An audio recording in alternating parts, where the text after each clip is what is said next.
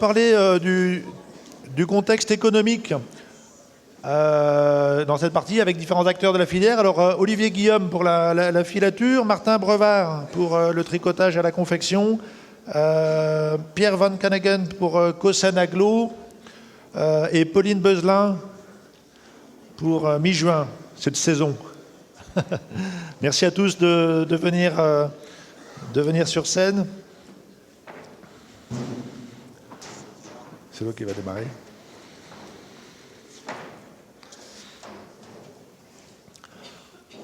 On va démarrer par le sujet sur la situation économique aujourd'hui. Ça a déjà été un peu abordé, évidemment c'est dans l'esprit de tout le monde. Olivier, je te laisse démarrer. Merci. Donc, je suis Olivier Guillaume, président de Safilin. Donc, Safilin, on est filateur de lin, de chanvre plus récemment. On produit à la fois en Pologne et également en France, puisqu'on a réimplanté une usine à Béthune. On a pour habitude, lors de ces journées, de voir l'avenir de manière optimiste. Aujourd'hui, pas de langue de bois. Je vais être clair, la situation que l'on vit au niveau européen est extrêmement compliquée. Mais je vais isoler deux facteurs principaux. D'une part, des facteurs macroéconomiques. Il est clair que post-Covid, il y a eu un marché qui s'est fortement dynamisé, peut-être à l'excès d'ailleurs, avec une consommation qui a été boostée. Mais derrière, eh bien, vous n'êtes pas sans savoir qu'il y a eu effectivement la crise ukrainienne qui a généré une crise de l'énergie, de l'inflation et qui a posé en Europe un contexte où le pouvoir d'achat a été affecté. Et donc, de manière générale, il y a une consommation textile qui, depuis la mi-2022, a commencé à se contracter.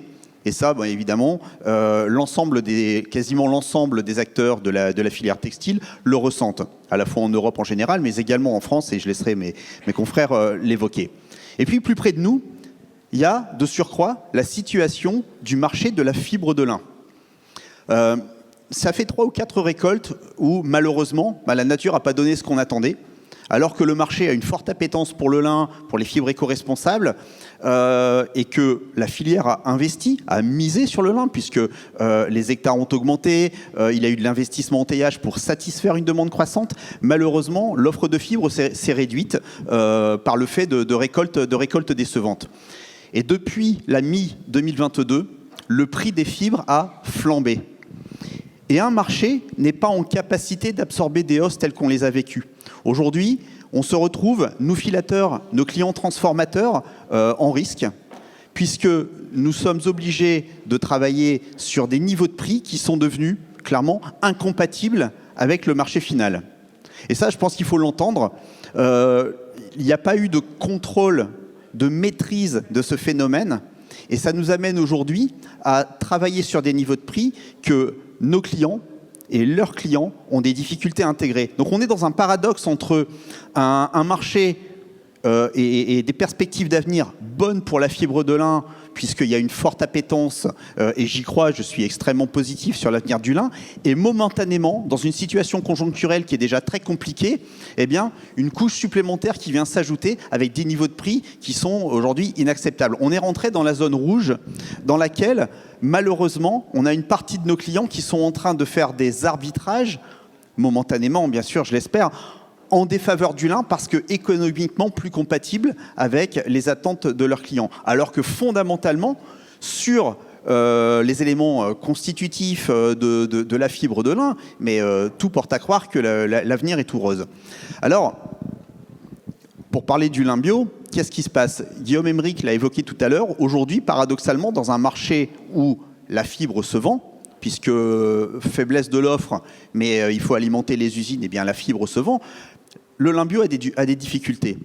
En effet, aujourd'hui, le référentiel de prix du lin conventionnel est tellement cher, trop cher pour pouvoir se vendre convenablement, qu'il n'est pas possible de positionner le prix du lin bio à un prix supérieur au lin conventionnel qui, lui, est déjà, je vais le dire avec mes mots, mais hors marché. Donc effectivement, momentanément, ça devient compliqué de promouvoir le lin bio. Tout a un prix et je pense qu'on a atteint la limite de prix acceptable pour le marché. Peut-être tu peux donner quelques ordres de grandeur de prix pour ceux qui ne sont pas familiers Oui, alors je vais parler d'une manière générale. Il faut bien savoir que dans les 2 dernières décennies, le prix de la fibre de lin fluctuait à quelques dizaines de centimes près, mais allez, entre 1,50 € et 2,50 € avec des variations d'année en année qui étaient fonction du marché, fonction de l'offre, de la demande, mais dans une fourchette quand même qui était contenue entre 1,50 € et 2,50 €. En 2019, pour la première fois, le lin s'est vendu entre 3,50 €, 3,80 €. On a atteint les 4 €. Aujourd'hui, le prix moyen de ces derniers mois dépasse les 9 € du kilo et on a des lins qui se vendent entre 10, 11, 11,50 € du kilo. Il faut savoir qu'il faut 2 kg de fibres pour faire 1 kg de fil. Et l'emploi matière derrière dans la filière, c'est pareil. Donc il y a un effet démultiplicateur. Donc on est vraiment en plein paradoxe. 3 accidents de récolte consécutifs qui ont affecté le rapport offre-demande et on n'a pas su trouver en interne dans la filière des mécanismes pour enrayer et pour limiter cette hausse. Il y a eu bien entendu des initiatives plus individuelles que collectives d'ailleurs, et je remercie les coopératives qui ont essayé d'apporter un peu de soutien à la filière, européenne, même si malheureusement ce soutien s'est avéré insuffisant. Alors, on a aujourd'hui beaucoup d'espoir sur la récolte à venir, parce que 180 000 hectares, un record sur les hectares semés, une récolte qui semble pas se passer si mal que ça, donc on peut s'attendre à ce qu'il y ait une modération probable à terme sur les prix. Mais est-ce qu'on en est maître finalement? Est-ce qu'on a décidé de corriger ou est-ce que finalement, eh bien, comme on a subi des faibles récoltes, on va bénéficier d'un effet récolte peut-être avec un peu plus de volume? Il est important d'engager une réflexion sur la manière d'aborder notre marché, de lui donner de la confiance. Et aujourd'hui, les derniers mois qui se sont écoulés ont plutôt créé de la défiance. Maintenant, je reste extrêmement positif sur les années à venir parce que, à titre d'anecdote, l'Alliance du lin et du chanvre a positionné le lin comme pilote dans un pilote de traçabilité à l'échelle européenne. Donc on est en contact direct avec les marques et on ressent vraiment qu'il y a une appétence pour le lin, demain peut-être le chanvre également. Donc tout porte à croire qu'on est dans le vrai. Maintenant, c'est comment est-ce qu'on gère cette confiance relative que les marques peuvent avoir. Moi, quand j'entends le lin devient stratégique dans mes collections, mais ça me fait plaisir. Ça veut dire qu'on a de l'avenir. Comment est-ce que nous, on peut être acteurs et faire en sorte de renforcer cette confiance plutôt que de créer des éléments de défiance avec des envolées de prix qui sont aujourd'hui non maîtrisés et qui pourraient potentiellement porter préjudice au bon développement du lin auprès de nos clients. Moi, je voudrais terminer, avant de passer la parole, sur les enjeux au niveau français. On est peu à avoir investi, misé sur la réindustrialisation. Dans la salle, je salue Karim, mon confrère, on est on a été 3 à remettre une filature en France, il y en a déjà une qui s'est arrêtée. On est 2 encore, je vais dire jusque maintenant survivants. On a démarré en 2022. Bien, aujourd'hui, cet outil, les marques ne s'en sont pas emparées et on a besoin d'elles. On a besoin de volume pour alimenter ces outils. Si demain, ces 2 projets-là capotent, il n'y aura plus de filature de lin en France. Je vais passer la parole à Martin pour qu'il nous donne son point de vue. Martin qui est plus en aval de la filière. Merci Olivier. Merci Olivier.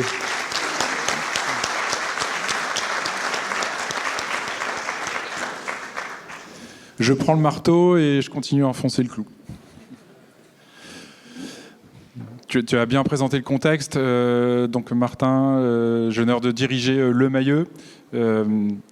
On est fabricant tout intégré dans les Hauts-de-France. On tricote. Vous voyez le beau t-shirt que je porte. Et on fait également la confection. Également 2 ateliers en Normandie, mode passion et mode vision. On est environ 170 personnes. Et la vision de Le Mayeux, c'est de fabriquer le vêtement le plus propre au monde. Donc le lin, on y est. On y est, c'est du local. L'intérêt, c'est de travailler justement avec des acteurs locaux, des filateurs locaux. Ça n'a pas de sens pour nous d'acheter du lin qui part à 80% en Chine. On est là pour progresser avec nos clients. Voilà, une fois qu'on a dit ça, c'est beau, mais maintenant, économiquement, comment on fait ? Vous connaissez, 80% de nous, on souhaite acheter du Made in France, et dans nos actes d'achat, c'est à peine 3%. C'est vraiment pathétique. Et quand on parle du lin ou du chanvre, ou même de la laine, eh ben on est même en dessous des 3%. Également, aujourd'hui, 70% des vêtements qu'on achète sont inférieurs à 10 €, inférieurs à la réparation. Donc l'immense majorité du marché du textile en France sont des produits importés avec des petits prix. Aujourd'hui, face à la difficulté, face à l'inflation qu'on connaît, la tendance pour toutes les marques, c'est de baisser les prix parce qu'il y a une baisse de la consommation textile. On le sait. À l'image du CIB français, avec qui on collabore, plutôt que de vendre des boxers à 40 € où c'était entre guillemets accessible, je fais une petite boutade, en 2012-2013, aujourd'hui, vendre un boxer 40 balles, ça ne se vend plus. Donc le CIB français a décidé de baisser ses prix à 25 €. Nous, fabricants, on essaye également de baisser nos coûts, essayer d'aller chercher du volume, aller chercher des nouvelles enseignes, des nouvelles marques. Et effectivement, énormément d'enseignes et d'habillements sont très sensibles au lin, aux fibres naturelles fabriquées localement. Mais en fait, quand on commence à parler de prix, tout s'effondre. Par rapport à ça, qu'est-ce qu'on peut faire ? Alors, Olivier, tu disais, donc moi j'ai noté, le prix de la fibre qui est passé de 2, 4 € à 9, 10 €. Allez, ça a dépassé les 100% d'augmentation. Nous, en tant que tricoteurs, quand on achète du fil, on a eu plus de 50% d'augmentation ces 2 dernières années du fil. C'est assez hallucinant au moment où le marché faiblit dans la consommation en France. 50% d'augmentation du fil, c'est pour le produit final environ 30% d'augmentation du tarif, pour vous donner un ordre d'idée. Donc le t-shirt que je porte, avant il était vendu une 50aine d'euros, aujourd'hui sur notre site il est vendu 65 €, voire même au-dessus 70 €. Donc ça devient extrêmement problématique de faire le pas, de consommer, même si le lin c'est une fibre technique. Ça devient difficile. Alors comment faire ? On essaye de créer du lien avec nos clients. Comment créer du lien ? C'est effectivement d'expliquer que tout est fait localement, d'essayer de désintermédier, de mettre le contact avec les filateurs, sur toute la chaîne de la fabrication, mais également de mettre une garantie. Donc on a décidé de garantir nos t-shirts 5 ans. Alors c'est pas parce qu'ils sont fabriqués en France qu'ils sont forcément de meilleure qualité, mais en tout cas, mettre une garantie, ça crée du lien avec le client, on raconte une histoire et en même temps, ça peut potentiellement rassurer le client de faire l'acte d'achat. Aujourd'hui, on n'a que 1% de retour sur nos produits, donc finalement, c'est assez, ça vaut le coup d'avoir une garantie. Et pour 70 €, je pense qu'on attend à avoir un produit qui dure. Les pistes aussi à creuser, il y a le projet de loi sur le bonus-malus. Et je pense que ceux qui font, entre guillemets, moins bien et mal avec des vêtements importés en immense quantité, c'est de prélever en fait ce malus pour le donner sur des filières qui sont en train de se reconstruire, comme le lin et le chanvre ou la laine en France, parce que il n'y a pas de raison que ça coûte plus cher pour le consommateur et que ce soit que le consommateur qui fasse l'effort. Évidemment, les enseignes doivent aussi faire l'effort d'essayer de reconstruire et de consommer, d'avoir des collections locales avec ces fibres naturelles. Mais le gouvernement, évidemment, sans lui, on ne pourra pas aller plus loin. S'il n'y a pas des barrières, pourquoi 80% du lin part en Chine et avec l'effet dumping qu'on connaît très bien dans des pays comme la Chine. Voilà quelques pistes qu'on pourrait travailler. Et puis également, on parle de partenariat. On travaille évidemment avec Safilin et nous, on n'aurait aucun sens d'acheter du fil qui soit même filé en Pologne, mais également avec Natop, qui peut travailler avec le maître de Mester pour le tissage, les ateliers comme Mode Passion, Mode Vision pour la confection, pour faire des belles écharpes bleu, blanc, rouge made in France. C'est symbolique, mais c'est comme ça qu'on commence. Et il faut continuer dans cette direction. Juste dans la Normandie, du champ jusqu'aux vêtements, c'est quand même assez exceptionnel dans le textile. Exactement, et ça n'a pas de prix. Merci, merci Martin.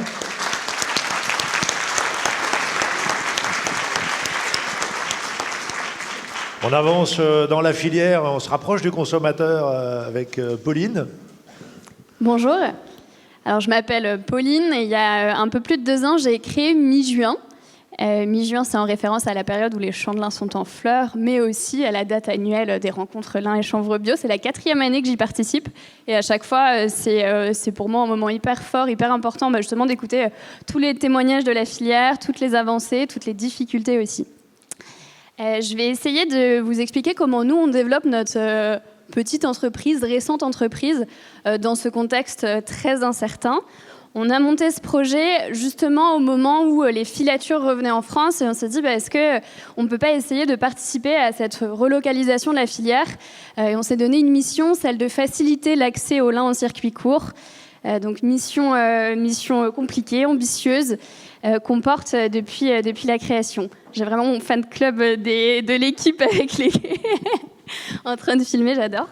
Donc voilà, donc je vais essayer de vous donner les 3 raisons qui nous ont permis d'avoir un démarrage assez positif malgré ce contexte incertain. La première, c'est le fait qu'on se soit développé vraiment par étapes. Donc on a commencé tout petit, on est dans un petit atelier installé à Malonnet au nord de Rouen, donc à 20 minutes d'ici. On est une équipe, aujourd'hui on est 8 personnes. Dans cette équipe. On se développe étape par étape, à la fois sur les investissements, où on a un plan d'investissement très étalé. On a à peu près une nouvelle machine tous les 2 mois et ça permet aussi en interne d'avoir la courbe d'apprentissage pour se former toutes sur chacune des machines. Et puis on a une de nos valeurs, on a 3 valeurs. L'une d'entre elles, c'est la frugalité. Clairement, j'embête tout le monde là-dessus, mais on valorise un maximum nos chutes. Quand on a des stagiaires de lycée, de BTS ou en reconversion suite à des burn-out, ils viennent et en général, ils font des projets d'upcycling avec nos chutes de tissu et c'est super important parce que à 27,10 € hors taxe, le dernier d'achat qu'on a fait, du coup, on n'a pas le choix que d'être très, très, très frugaux sur notre consommation de matière. Une des deuxièmes raisons de ce démarrage positif, c'est peut-être le fait d'avoir un modèle économique très agile. On fabrique à la fois pour des marques, des entreprises qui viennent nous demander des services de confection, donc plutôt sur des faibles volumes forcément, contrairement aux grands fabricants historiques, mais qui sont sur ces enjeux et qui ont envie de bosser avec du lin en circuit court. Et puis, on a aussi notre propre marque vitrine qu'on développe et qui nous permet d'être un peu pionniers dans le développement. Donc, en général, dès qu'il y a une nouvelle numérométrie de fil qui sort, hop, on est les premiers en BTK Rim Olivier pour sortir les tissus et développer en interne, d'abord maîtriser bien la confection d'une chemise avant de la proposer à d'autres. Et puis la dernière des raisons, et certainement la plus importante, c'est la complémentarité de notre équipe. On est tous de profils très différents et c'est peut-être cette complémentarité, cette diversité qui permet d'avoir beaucoup d'entraide dans l'équipe et c'est ce dont je suis très fière. On a aussi une mission qui est claire depuis le début, on n'en a pas vraiment dévié, c'est peut-être ça qui nous donne beaucoup d'espoir et de cohérence et plein de projets dans la tête et vraiment l'envie que cette filière se développe. Alors on est certes aussi confronté au même problème d'augmentation de prix. J'espère que ça va pouvoir baisser. J'espère que toute cette filière, elle va pouvoir se développer parce que je trouve que c'est génial et que ça a tellement de sens sur un point de vue environnemental et social que ce serait dommage que ça ne continue pas. Donc voilà, donc nous on est là et on continue à développer notre atelier étape par étape. Je vous remercie.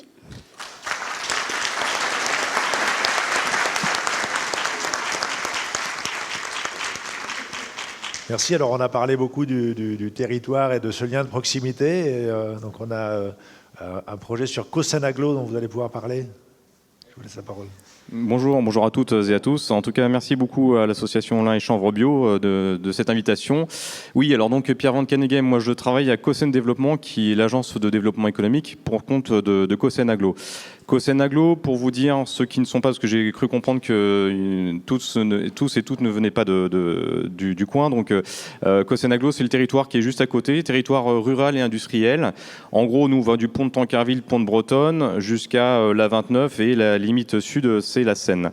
Alors c'est un territoire rural et industriel. Alors vous connaissez peut-être le volet industriel le long de la Seine avec toute la pétrochimie, etc. Mais il faut savoir que plus au nord, donc du côté de Bolbec, ce territoire, donc vraiment au sein du pays de Caux, a connu 6 siècles dans le domaine du textile. Ça a été vraiment, et c'est ce qui a fait la renommée aussi de Bolbec, puisque vous avez peut-être déjà vu c'est sûr même la robe Vichy que portait Brigitte Bardot à l'époque, avait été confectionnée dans les établissements de l'industrie textile sur Bolbec. Donc ça fait vraiment sa renommée. Et tout ça pour vous dire que le textile s'est arrêté dans les années 1956. Alors pour ce qu'on appelle les indiennes, c'est vraiment c'est le tissu, enfin c'est l'impression sur tissu.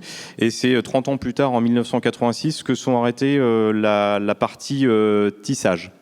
Donc là où je voudrais en venir, c'est qu'on a donc il y a eu plusieurs milliers d'emplois dans le domaine du textile, et sur Bolbec, Cosen Aglo a récupéré l'aménagement du site de Desgenetais. Donc comme son nom l'indique, c'était détenu par la famille Desgenetais, une grande famille de Bolbec. Un site quand même assez important, puisqu'il fait quasiment 10 hectares, et avec son architecture qui est quand même assez intéressante, avec ses pierres rouges, et puis ses briques rouges, et puis ses toits en chaude. Donc on souhaite véritablement l'aménager. Et on souhaite faire un site pilote d'innovation et d'excellence textile 360 degrés. Donc en gros, l'idée c'est qui reprenne sa place de pilote pour tendre vers un nouveau modèle industriel du textile, donc qui est plutôt innovant, soutenable et performant, qui soit basé sur la créativité, la circularité et l'éco-responsabilité. Là, forcément, on est intimement lié avec la fibre qui est végétale, la plus commune et la plus locale, qui va être justement le lin et le chanvre. Donc on veut vraiment se positionner par rapport à ça. On a plusieurs volets sur ce site qui va être emblématique. Donc l'idée, c'est d'avoir un lieu culturel, ce qui est déjà le cas, puisqu'il y a un musée qui existe encore sur les métiers traditionnels, qui étaient plus tournés vers le coton, mais on va lui en redonner encore une vie à cet atelier musée du textile. On souhaite également faire de la formation et de la pédagogie. Donc on pense créer des diplômes du type CAP, BTS, jusqu'à des masters design textile innovant sur justement des filières éco-responsables, liant le lin, le chanvre, etc. Plutôt aussi la partie création, résidence d'artisans artistes pour pouvoir exposer les talents justement dans le domaine du textile. Et ce qui aussi par rapport à ça, on a un volet économique, c'est-à-dire qu'on souhaite vraiment faire un parcours résidentiel de l'entreprise, type incubateur, pépinière, hôtel, entreprise, pour que en gros l'entreprise qui souhaite s'implanter ne soit pas asphyxiée dès le début par des loyers qui soient trop importants, etc. Et puis, et Pauline l'a dit aussi, c'est vrai que le coût des machines étant très important, l'idée c'est d'avoir aussi des outils qui soient mutualisés pour pouvoir amortir tout cela. J'ai entendu tout à l'heure aussi la première intervention, et ça nous va bien, c'est toute la partie R&D, parce qu'on est convaincu aussi que le dynamisme aussi reviendra aussi peut-être par la robotisation, par l'intelligence artificielle, que vraiment que le robot puisse permettre de gagner un peu de valeur ajoutée. Je ne vais pas rentrer dans tous les détails, mais voilà, ligne de production de modulaire et flexible pour expérimenter et tester des nouvelles fibres végétales. Et ça a été dit aussi également, Pauline, tu l'as souligné, c'était toute la partie circularité, donc tout ce qui va être reconditionnement des produits. C'est vrai qu'on ne peut pas se permettre aujourd'hui de jeter n'importe quoi, de dire bon voilà, il y a un bout de tissu qui traîne, etc. Non, il faut absolument qu'on puisse recycler toute cette matière-là. Je vais être assez rapide, juste pour finir là-dessus. Donc nous, on a répondu à un appel à manifestation d'intérêt industrie créative et culturelle que nous avons remporté donc en septembre dernier. Nous allons justement recandidater un qui va être en février. Je remercie d'ailleurs les partenaires qui nous ont suivis. Donc il y a les chambres consulaires, donc Cécile Normandie, Chambre des métiers de l'artisanat, les écoles de formation type ESADAR, NATUP, Saint-James et d'autres. Donc voilà, dans cette belle aventure. Actuellement, nous sommes en train de mandater un bureau d'études pour vraiment designer ce projet. Et on veut que ça soit vraiment un lieu de vie, où il y aurait de la restauration et de l'hébergement, un site industriel pilote, un lieu de culture et de création, de formation, de transmission, d'éco-responsabilité et un lieu totem vraiment pour la filière. Donc l'idée, c'est vraiment, ma dernière phrase, c'est de bâtir l'industrie textile de demain qui soit vraiment du Made in France, d'attirer aussi de nouveaux talents dans le domaine du textile, créer des emplois sur toute la chaîne de valeur, que ce soit sur la création, la production, etc. Et puis de créer un nouvel écosystème qui soit vraiment ouvert à tous, les acteurs de la filière, en comprenant l'économie solidaire et sociale. Bon, je vous remercie. Ça fait envie tout ça. En termes de budget, peut-être un mot du budget que ça représente. Alors c'est un peu compliqué parce que ça fait partie d'une multi-concession, c'est-à-dire qu'on a plusieurs sites sur le site de Cosenaglo. Donc je pourrais pas vous dire là pour l'instant le budget consolidé. D'accord. Bon. Ok, on a pour chacune de ces tables rondes, de ces interventions, on a un petit temps pour les questions. Donc si vous avez des questions sur tous les aspects économiques qui ont été abordés par Olivier, Martin, Pauline et Pierre, il faut se lancer. Il y a toujours un premier dans une journée qui pose la première question. Et une question là-bas.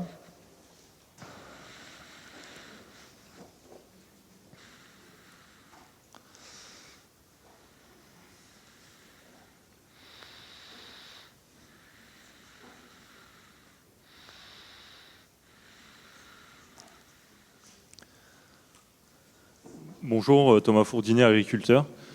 Est-ce qu'il y a des choses concrètes aujourd'hui qui sont en réflexion pour maîtriser le prix du lin et de la fibre payés aux agriculteurs? Qui veut répondre à la question? Olivier, peut-être? Alors concrètement, non. Et qu'on soit bien clair, moi le premier, je veux défendre le revenu agricole. Donc il ne s'agit pas d'aller comprimer le revenu de l'agriculteur. Il y a un vrai travail, il y a un vrai savoir-faire et il faut le défendre. Par contre, dans des situations inédites comme on vient de les vivre, et comme vous les avez subies aussi en tant qu'léniculteur, parce que je pense qu'une récolte 2023, vous n'avez pas envie d'en voir tous les ans, pas envie de la subir. C'est des récoltes qui sont décevantes, qui sont difficiles à travailler pour vous, qui sont difficiles à transformer. Il faut défendre le revenu agricole, et ça, c'est un prérequis incontournable. Par contre, dans des perspectives de moyen terme, il faut aussi faire en sorte que les répercussions d'une situation inédite ne viennent pas endommager une dynamique de développement telle qu'elle était en cours depuis déjà une dizaine d'années, puisque bon, on est quand même passé de 70 000 hectares à 150 000 et cette année 180 000, c'est qu'il y a une vraie dynamique derrière, un vrai marché, une vraie consommation. Et comment se sont passées ces 10 années de croissance? Eh bien, elles se sont passées grâce à évidemment, des enjeux sociétaux qui étaient là, qui étaient présents, qui se sont renforcés, grâce à de la promotion également. Et puis, également, il faut regarder, il y a une trajectoire prix qui s'est certes appréciée, mais de manière contenue. Donc, ces trois éléments-là ont concouru au développement du lin et sa présence de plus en plus importante dans les collections. On a un élément qui aujourd'hui fragilise tout ça, c'est une hausse des prix qui a été brutale. Et je ne pense pas que la solution vienne d'un mécanisme qui viendrait à brider le revenu agricole, mais pour autant, il faut trouver un mécanisme qui permettrait de limiter, amortir les impacts sur le reste de la chaîne de transformation. Alors pour répondre à votre question, est-ce qu'il y a aujourd'hui Alors premièrement, d'abord, il n'y a pas de travail qui a été fait et ni de volonté d'aller brider un revenu agricole, ça c'est quand même un premier point et je tiens à le souligner. Et deuxièmement, on a été un peu pris de court. Pour tout vous dire, moi je suis intervenu au congrès de l'Alliance à Versailles pour sensibiliser l'amont de la filière, teillage, monde agricole, sur la fragilisation momentanée du reste de la chaîne de valeur, de la chaîne de transformation, en tirant le signal d'alarme. Comment est-ce qu'on peut contenir tout ça? Alors, quand on lance un signal d'alarme comme ça, c'est pas facile de le prendre en compte. Il y a eu une prise en compte, notamment de nos partenaires, Teyer, etc. Bon, malheureusement, on n'est pas arrivé à quelque chose, à un vrai mécanisme pérenne. Et par contre, je pense que le travail va être pris en compte dans les mois et les années qui viennent pour à la fois être capable de faire face à des situations comme celle-là qui peuvent se répéter, j'ai envie de dire qui vont se répéter malheureusement parce que on va être soumis à des aléas climatiques de plus en plus importants et l'augmentation des hectares n'est pas une garantie de volume supplémentaire, sans être préjudiciable au monde agricole, tout en veillant à maintenir l'intérêt pour le lin. Donc il faut des mécanismes d'amortissement en fait de ces phénomènes-là. Donc sans m'avancer, je peux vous dire qu'il y a un groupe de travail qui s'est approprié le sujet, qui n'a pas réussi à trouver de solution, de mécanisme à date qui soit un mécanisme pérenne. Et il ne faudrait certainement pas que, parce qu'une bonne récolte vient corriger un petit peu tout ça, on n'engage pas cette démarche-là.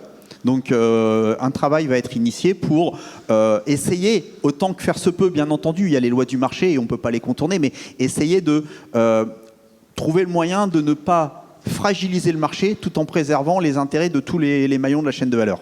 Peut-être en complément, en fait, dans l'association lin et chanvre bio, on n'a évidemment pas la légitimité de réguler l'ensemble des prix de la filière du lin dans laquelle on représente moins de 1%. Donc on a essayé de faire ce travail sur le lin bio en mettant en place des contrats et une régularité de prix sur le lin bio.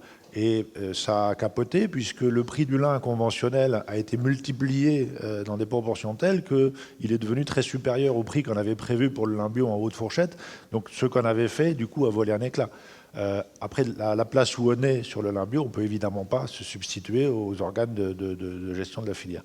Donc on dépend évidemment de cette filière-là. Guillaume Emeric l'a souligné, ça ne sert à rien de mettre en place une filière s'il n'y a pas derrière un débouché. Et si les prix sont élevés, mais qu'il n'y a pas de récolte, l'agriculteur, s'il n'a pas de récolte, les prix élevés, ça ne l'intéresse pas non plus.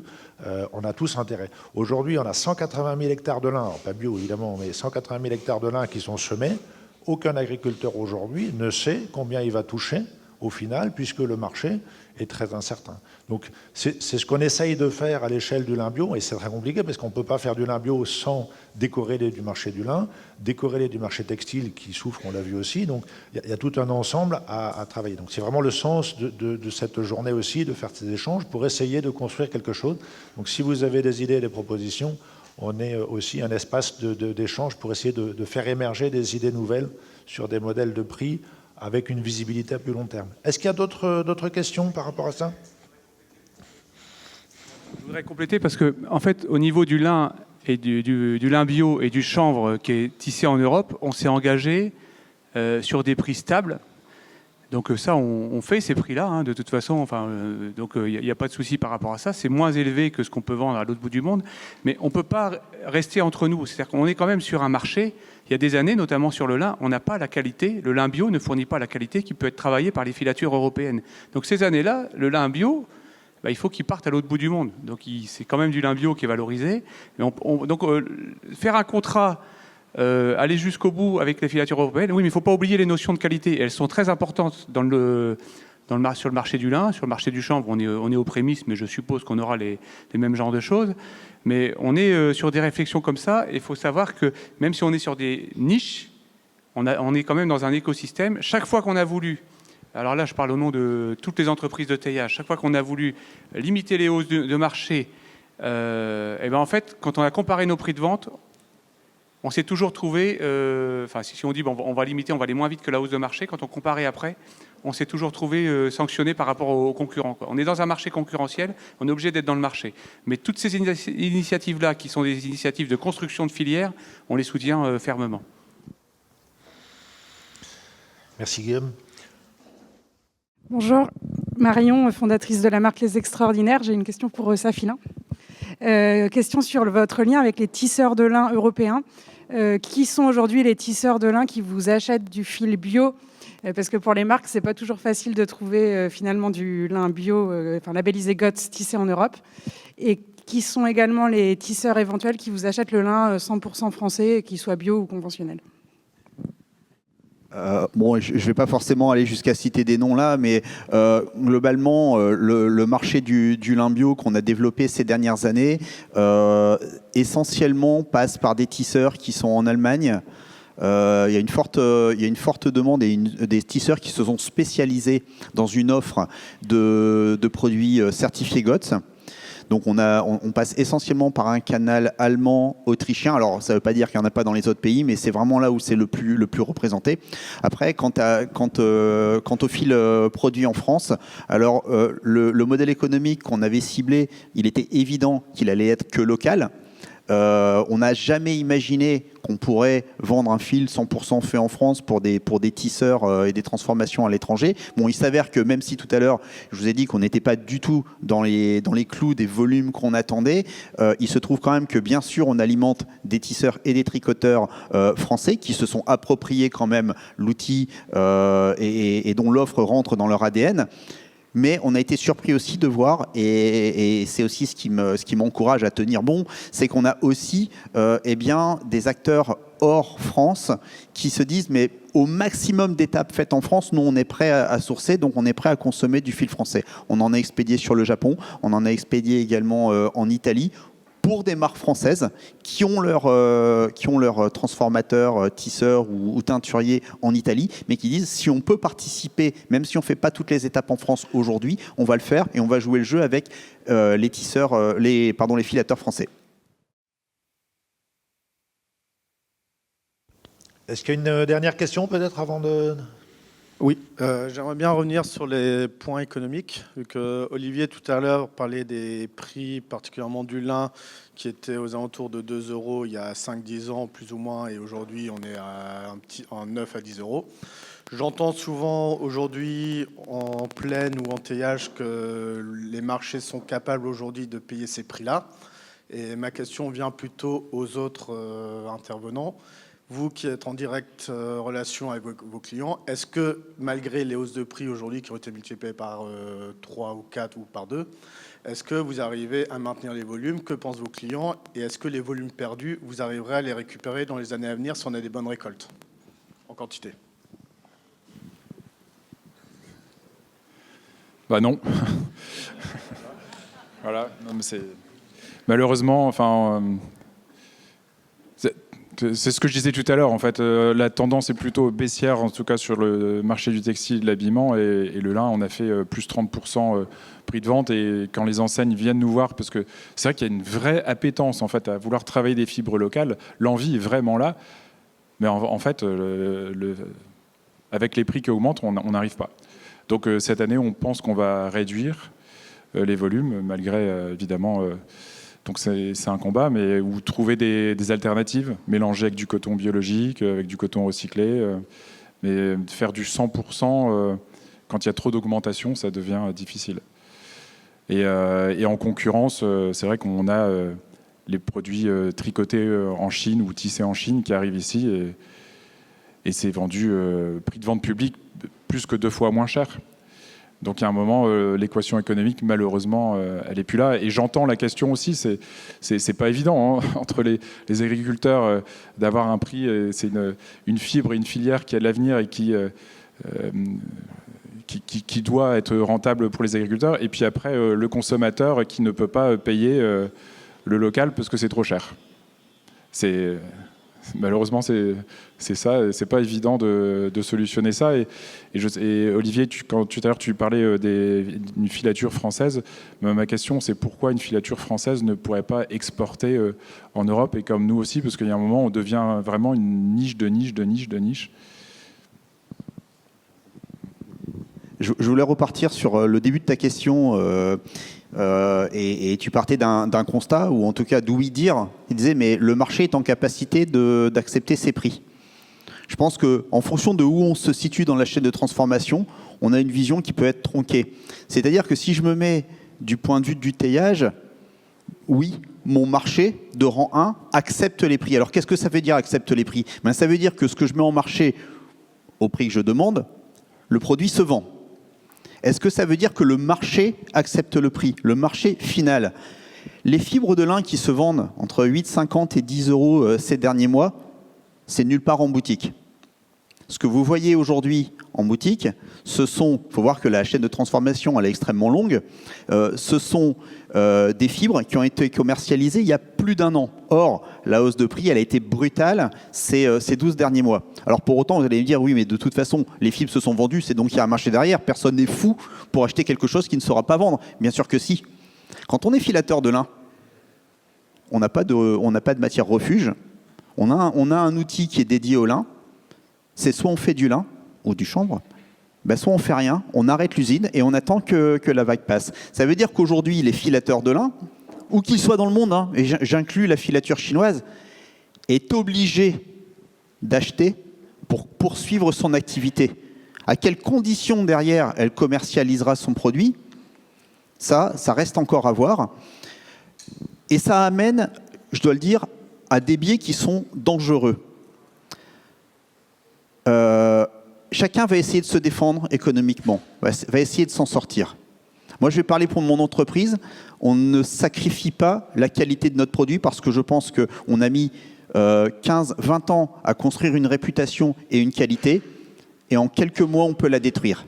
Donc, on reste sur notre ligne directrice avec des choix matières. On paie le prix, on transforme et on apporte un produit de qualité.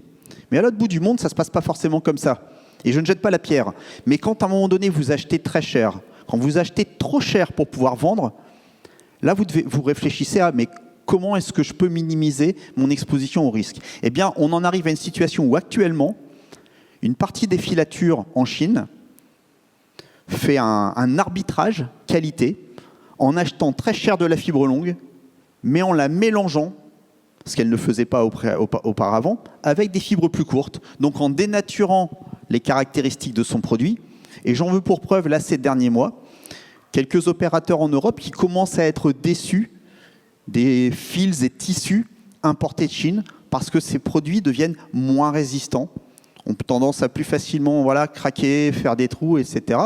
Il n'y a pas de secret, c'est qu'à un moment donné, quand c'est trop cher, il faut trouver le moyen, le biais de contourner ça. Et ça, c'est un élément qui est dangereux en termes de perception pour le consommateur du produit lin.